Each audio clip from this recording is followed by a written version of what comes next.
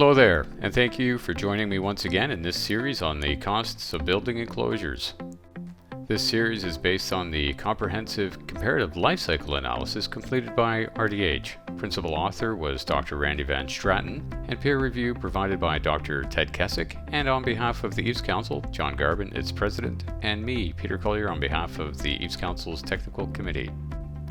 A quick observation once again of our copyright and disclaimer notices before moving on.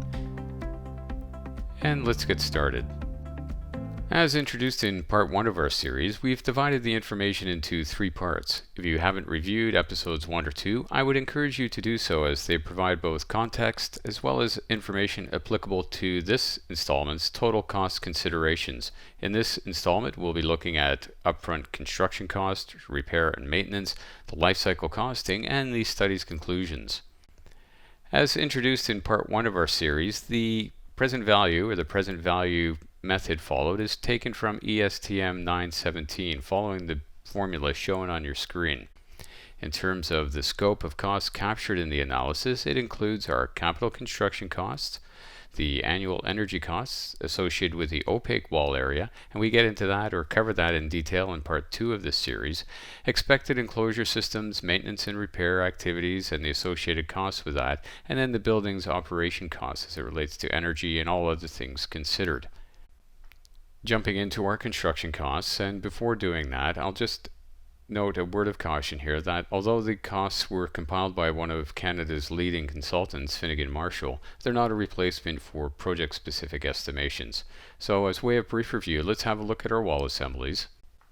Looking first to the wall construction for our exterior insulation and finish systems, the costs reported by RDH account for everything shown in this image and all of our subsequent images as well. The same unit values were applied for each residential assembly for common supporting construction elements such as our framing and interior drywall, etc. So for the EIFS building, we have the EIFS as shown here, the only variable being the thickness in the insulation shown, our masonry assembly, and rounding out the picture for residential wall construction, the fiber cement cladding. For the commercial building, we have, once again, exterior insulation and finish system, in this case a panelized or prefabricated EIFS wall, masonry veneer, precast concrete panels, once again these are large format concrete panels, and the fourth wall assembly for a commercial building, aluminum composite panels. Turning now to the cost of construction for a residential building, the upfront construction costs as compiled by Finnegan Marshall show that the construction costs for EIFS are essentially the same for all of our locations, with a modest increase to achieve our high R wall. With brick veneer, we see a wider range of costs reflected in both the base wall and high R assembly. For the base wall, we see at the low end of the range, a cost of $51 per square foot. At the high end, $69.50 to meet the Toronto Green Building Standard. To achieve the high R wall, we see an average increase of $7.25. The fiber cement board walls also have a higher or wider range of costs, relative to EIFS, but a lower average increase as compared to brick to achieve our high R at $4.24, which is the same increase that we saw for the EIFS wall. On our commercial building, we again see EIFS coming in with the lowest cost per square foot for both our base wall and our high R assemblies. The range is relatively tight, starting at $34.50 in Montreal and at the top end $37 per square foot in Calgary. To meet our high R wall requirement, the panelized EIFS have an average increase of $5.63. The brick costs range from $50 to $69.50 per square foot for a base wall, and an average increase of $8.65 to meet the high R threshold. In the precast, again, we have a broad range of costing, beginning with a price of $51.60 per square foot in Montreal, all the way up to $96.60 for almost the same wall assembly in Vancouver, with only an inch difference in the SPF. In Calgary, we see a price of $76.60 and Toronto $61.60. The increase in cost to achieve our high R is smaller than the increase we see for brick veneer, with an average of $5.38. However, it's unclear if all the locations accounted for the cooling periods between SPF application coats to provide for the 9 inches of required insulation. That said, the masonry veneer would see an increase in costs associated with insulation as well as masonry ties and shelf angles and lintels, so it's not unexpected, that the masonry system would see the higher average cost increase relative to our other assemblies. The aluminum composite panels also have a wide cost range between Montreal and Vancouver at $46.50 to $86 respectively. Calgary and Toronto once again occupy the middle ground with pricing of $63.50 and $47.50 for our base wall assemblies. To achieve the higher walls, ACPs see an average increase of $5.88, a similar increase to that required for the EIFS assembly.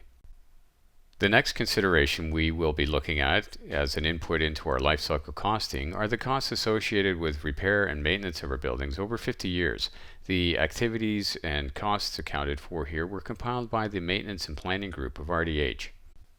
Once again, beginning with our residential building, brick veneer has the lowest repair and maintenance costs over the 50-year study period. We'll break this down in detail in a moment, but for now it's enough to say that while brick veneer has the lower repair and maintenance costs, the review group was surprised at just how close EIFS was to that cost over the 50-year study period. Expectations were that it would come in considerably higher. Turning now to our commercial building, as with the residential, masonry veneer has the lowest repair and maintenance costs over our 50-year study period at $80.25. However, it should be noted that the related schedules were based on a typical brick veneer wall and may not be reflective of the maintenance schedule for assemblies where the masonry is supported some 11 to 16 inches from the underlying structure. We covered this in some detail in part 2 of the series. Our aluminum composite panel costs are the highest based on replacement after 30 years. Currently, there are no refurbishment technologies that would allow for the restoration of the panel's original metal luster. All maintenance schedules are based not only on maintaining the facade's structural integrity, but also sustaining a like-new appearance. For example, the EIFS are regularly cleaned and completely painted in 15-year intervals. Breaking those activities down into some detail now, we'll look at the following tables. The tables also illustrate the influence of annual and escalation rates. For the purpose of this study, RDH suggested that the 2 and 4% as the current best rates for the study, which also translates to them or those costs being the highest present values for maintenance and operations. As this is a comparative analysis, the rates, while important that they be sensible, the comparative differences, insofar as the most economical to the most expensive, remain the same regardless of the rate selected. So looking now to the repair and maintenance activities, they include annual inspections, as is the case for all of our assemblies, a complete cleaning at 5-year intervals, which again is the same for all of the assemblies. And then for each specific activity, it includes localized repair over no less than 3% of the opaque wall area every 8 years, replacements of all the sealants in 12 years, repainting every 15 years, and a thorough condition assessment every 6 years. The applied rates of 2 and 4% over the 50-year study period, roll up to a total present value of $88.86, per square foot. As noted in the summary chart, the masonry veneer has the lowest repair and maintenance costs over 50 years. All activities considered, we have the present value per square foot of $80.25. So you see the activities beginning at the top row and the second row, the same as for our masonry and all of our assemblies with annual inspections and cleaning, etc. Then we get into more alternative specific repair and maintenance activities. So in the case of masonry, repointing, cracked repair, unit repairs, etc., replacement of sealants, and condition assessments every 6 years. And of course, with masonry, there are some repointing activities that are required, but these are only considered at 25-year intervals. For our fiber cement cladding, the present value allowance for repair and maintenance is a total of $93.98. As with the EIFS wall, the single largest cost item here is the repainting at $35.51.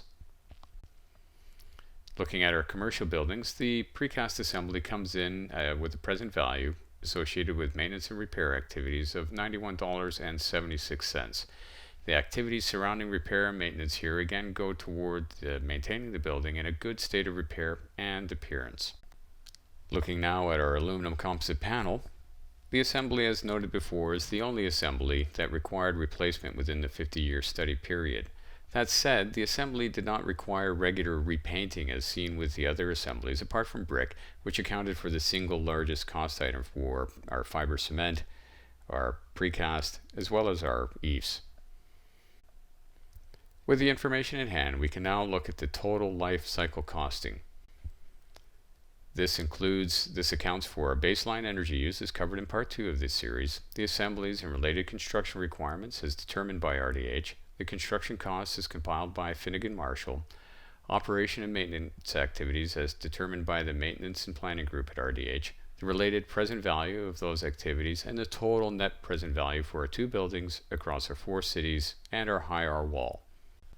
Turning now to the residential example for Vancouver, we see that energy costs are minimal, with the cost differences between the high R and our base wall of only $2.26 over 50 years, and that's on a per square foot basis. The initial costs, or our upfront construction costs, and our repair and maintenance activities. Once we roll up the totals, we can see that EIFS emerges as the most cost effective over 50 years. The differences in costs between our high R and our base wall construction don't pay for themselves in the Vancouver example, and in particular in the residential context. Looking now at the commercial building in Vancouver, we can see that there is more dramatic savings that can be realized through the use of high R wall construction. Our upfront construction costs slightly higher here than in the residential building, and our repair and maintenance costs, which remain the same across all building types. All things considered, EIFS once again emerges as the most cost-effective, having a $7.39 savings when compared to the next lowest cost option, over $60 when compared to precast or aluminum composite panels. Now, while the R40 does save some money, the savings are somewhat limited and may not motivate developers or designers to build using high R wall construction. Other factors would need to be considered. Looking at Calgary, in our residential building, we see some energy costs here and some savings because of the colder climate in Calgary in the residential building when looking at the differences in energy between our base wall and our high R wall buildings. Our enclosure costs, our repair and maintenance, which are the same in Calgary as they were for Vancouver, and then the totals.